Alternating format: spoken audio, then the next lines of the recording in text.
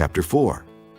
When the whole nation had finished crossing the Jordan, the Lord said to Joshua, Choose 12 men from among the people, one from each tribe, and tell them to take up 12 stones from the middle of the Jordan, from right where the priest stood, and to carry them over with you, and put them down at the place where you stay tonight. So Joshua called together the 12 men he had appointed from the Israelites, one from each tribe, and said to them, Go over before the ark of the Lord your God into the middle of the Jordan. Each of you is to take up a stone on his shoulder, according to the number of the tribes of the Israelites, to serve as a sign among you. In the future, when your children ask you, What do these stones mean? Tell them that the flow of the Jordan was cut off before the ark of the covenant of the Lord. When it crossed the Jordan, the waters of the Jordan were cut off. These stones are to be a memorial to the people of Israel forever. So the Israelites did as Joshua commanded them. They took 12 stones from the middle of the Jordan, according to the number of the tribes of the Israelites, as the Lord had told Joshua. And they carried them over with them to their camp, where they put them down. Joshua set up the 12 stones that had been in the middle of the Jordan at the spot where the priests who carried the Ark of the Covenant had stood, and they are there to this day. Now the priests who carried the ark remained standing in the middle of the Jordan until everything the Lord had commanded Joshua was done by the people, just as Moses had directed Joshua. The people hurried over, and as soon as all of them had crossed, the ark of the Lord and the priests came to the other side while the people watched. The men of Reuben, Gad, and the half-tribe of Manasseh crossed over, armed, in front of the Israelites, as Moses had directed them. About 40,000 armed for battle crossed over before the Lord to the plains of Jericho for war. That day the Lord exalted Joshua in the sight of all Israel, and they revered him all the days of his life, just as they had revered Moses.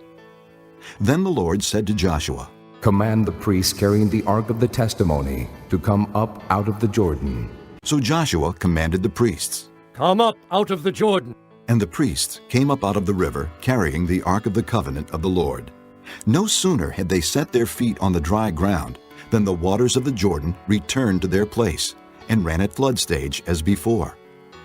On the 10th day of the first month, the people went up from the Jordan and camped at Gilgal on the eastern border of Jericho.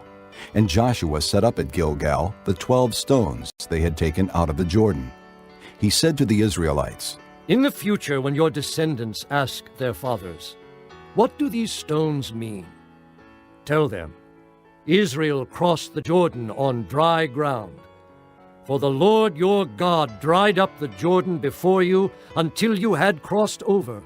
The Lord your God did to the Jordan just what he had done to the Red Sea when he dried it up before us until we had crossed over. He did this so that all the peoples of the earth might know that the hand of the Lord is powerful, and so that you might always fear the Lord your God. Chapter 5. Now when all the Amorite kings west of the Jordan and all the Canaanite kings along the coast heard how the Lord had dried up the Jordan before the Israelites until we had crossed over, their hearts melted, and they no longer had the courage to face the Israelites. At that time the Lord said to Joshua, Make flint knives and circumcise the Israelites again. So Joshua made flint knives and circumcised the Israelites at Gibeath-Haaraloth. Now this is why he did so. All those who came out of Egypt, all the men of military age, died in the desert on the way after leaving Egypt. All the people that came out had been circumcised, but all the people born in the desert during the journey from Egypt had not. The Israelites had moved about in the desert 40 years, until all the men who were of military age when they left Egypt had died, since they had not obeyed the Lord. For the Lord had sworn to them that they would not see the land that he had solemnly promised their fathers to give us, a land flowing with milk and honey. So he raised up their sons in their place, and these were the ones Joshua circumcised. They were still uncircumcised because they had not been circumcised on the way. And after the whole nation had been circumcised, they remained where they were in camp until they were healed. Then the Lord said to Joshua, Today I have rolled away the reproach of Egypt from you. So the place has been called Gilgal to this day. On the evening of the 14th day of the month, while camped at Gilgal on the plains of Jericho, the Israelites celebrated the Passover. The day after the Passover, that very day, they ate some of the produce of the land, unleavened bread, and roasted grain.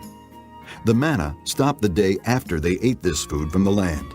There was no longer any manna for the Israelites, but that year they ate of the produce of Canaan. Now, when Joshua was near Jericho, he looked up and saw a man standing in front of him with a drawn sword in his hand. Joshua went up to him and asked, Are you for us or for our enemies? Neither, he replied. but as commander of the army of the Lord I have now come. Then Joshua fell face down to the ground in reverence and asked him. What message does my Lord have for his servant? The commander of the Lord's army replied, Take off your sandals, for the place where you are standing is holy. and Joshua did so. Chapter 6. Now Jericho was tightly shut up because of the Israelites. No one went out, and no one came in. Then the Lord said to Joshua, See, I have delivered Jericho into your hands, along with its king and its fighting men. March around the city once with all the armed men. Do this for 6 days. Have 7 priests carry trumpets of ram's horns in front of the ark. On the 7th day, march around the city 7 times, with the priests blowing the trumpets. When you hear them sound a long blast on the trumpets, have all the people give a loud shout. Then the wall of the city will collapse, and the people will go up, every man straight in. So Joshua, son of Nun, called the priests and said to them, Take up the ark of the covenant of the Lord, and have 7 priests carry trumpets in front of it. and he ordered the people. Advance! March around the city with the armed guard going ahead of the ark of the Lord. When Joshua had spoken to the people, the 7 priests carrying the 7 trumpets before the Lord went forward, blowing their trumpets, and the ark of the Lord's covenant followed them. The armed guard marched ahead of the priests who blew the trumpets, and the rear guard followed the ark. All this time the trumpets were sounding, but Joshua had commanded the people, Do not give a war cry. Do not raise your voices. Do not say a word until the day I tell you to shout. Then shout. So he had the ark of the Lord carried around the city, circling it once. Then the people returned to camp and spent the night there. Joshua got up early the next morning, and the priests took up the ark of the Lord. The 7 priests, carrying the 7 trumpets, went forward, marching before the ark of the Lord and blowing the trumpets. The armed men went ahead of them, and the rear guard followed the ark of the Lord, while the trumpets kept sounding. So on the 2nd day, they marched around the city once and returned to the camp. They did this for 6 days. On the 7th day, they got up at daybreak and marched around the city 7 times in the same manner, except that on that day they circled the city 7 times. The 7th time around, when the priests sounded the trumpet blast, Joshua commanded the people, Shout! For the Lord has given you the city.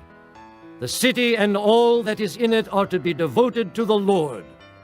Only Rahab the prostitute and all who are with her in her house shall be spared, because she hid the spies we sent. But keep away from the devoted things, so that you will not bring about your own destruction by taking any of them. Otherwise you will make the camp of Israel liable to destruction and bring trouble on it. All the silver and gold and the articles of bronze and iron are sacred to the Lord and must go into his treasury. When the trumpet sounded, the people shouted. And at the sound of the trumpet, when the people gave a loud shout, the wall collapsed. So every man charged straight in, and they took the city. They devoted the city to the Lord, and destroyed with the sword every living thing in it, men and women, young and old, cattle, sheep, and donkeys. Joshua said to the 2 men who had spied out the land, Go into the prostitute's house and bring her out, and all who belong to her, in accordance with your oath to her. So the young men who had done the spying went in and brought out Rahab, her father and mother and brothers, and all who belonged to her. They brought out her entire family, and put them in a place outside the camp of Israel. Then they burned the whole city and everything in it, but they put the silver and gold and the articles of bronze and iron into the treasury of the Lord's house. But Joshua spared Rahab the prostitute with her family and all who belonged to her, because she hid the men Joshua had sent as spies to Jericho, and she lives among the Israelites to this day. At that time, Joshua pronounced this solemn oath, Cursed before the Lord is the man who undertakes to rebuild this city Jericho. At the cost of his firstborn son will he lay its foundations. At the cost of his youngest will he set up its gates. So the Lord was with Joshua, and his fame spread throughout the land.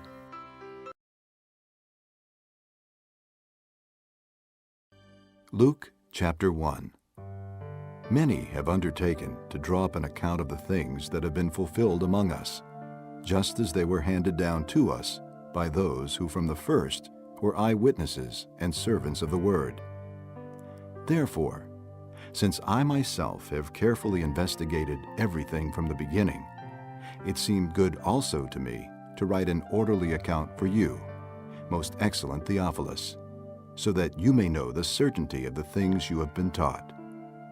In the time of Herod, king of Judea, there was a priest named Zechariah, who belonged to the priestly division of Abijah. His wife Elizabeth was also a descendant of Aaron. Both of them were upright in the sight of God, observing all the Lord's commandments and regulations blamelessly. But they had no children, because Elizabeth was barren, and they were both well along in years. Once, when Zechariah's division was on duty and he was serving as priest before God, he was chosen by lot, according to the custom of the priesthood, to go into the temple of the Lord and burn incense. And when the time for the burning of incense came, all the assembled worshippers were praying outside. Then an angel of the Lord appeared to him, standing at the right side of the altar of incense. When Zechariah saw him, he was startled and was gripped with fear. But the angel said to him, Do not be afraid, Zechariah. Your prayer has been heard.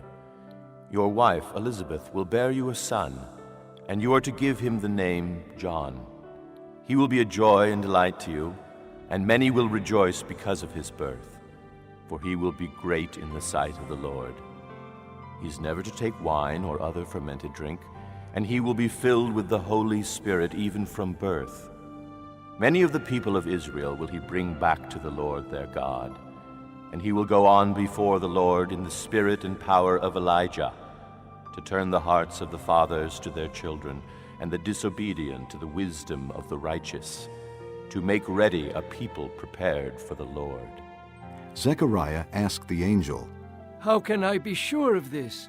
I am an old man, and my wife is well along in years. The angel answered, I am Gabriel. I stand in the presence of God, and I have been sent to speak to you and to tell you this good news. And now you will be silent and not able to speak until the day this happens, because you did not believe my words, which will come true at their proper time.